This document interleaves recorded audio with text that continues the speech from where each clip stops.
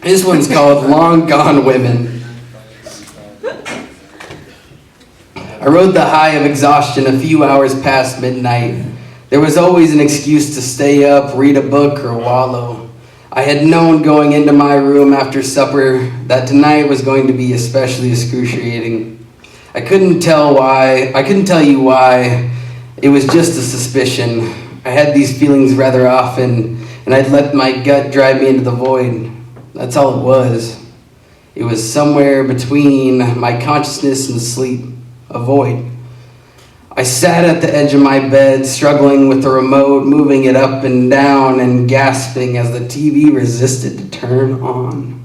My dog was curling up adjacent to me, puffing and snorting deep in sleep. How I longed to rest like that, utterly peaceful and kind to myself. I stood and woke her, stepping over the pile of unwashed gym clothes and flipping the switch to an absolute silence of light.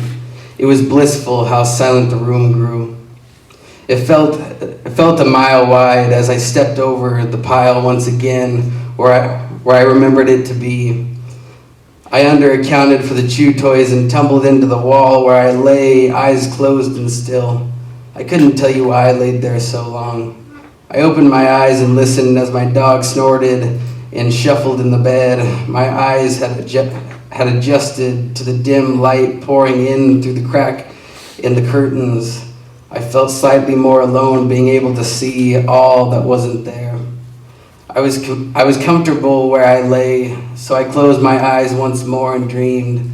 I saw an ex of mine. She was still in love with me and I with her. I could see the color fill her cheeks, looking back at me over her shoulder. She looked like she had when I'd kissed her for the first time. I assumed this was that moment once again. We didn't touch for the duration of my dream. I had known it to be a dream, although I chose to ignore it. I wanted it to be real as I did when it was. I could never truly tell whether I was a fool when loving her. She let on too much, and I took that for something it may not have been.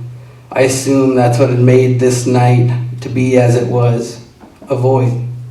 I opened my eyes again. There were footsteps in the hallway pacing along the light beneath my door. I stood and pressed my ear to the door. I heard my father sniffle quietly into what sounded to be his hands muffling the small sobs. I couldn't be so convinced to open the door, although I fought with myself on the idea. I took a step back and the door rustled. His crying went silent. There were footsteps that puttered off into the hallway. He must have gone to bed, so I did the same. I couldn't help but wonder as I lay in bed if my father had walked across the house to stand outside my door for a purpose. Perhaps he had wanted me to open the door. Perhaps he had hoped I'd be my mother.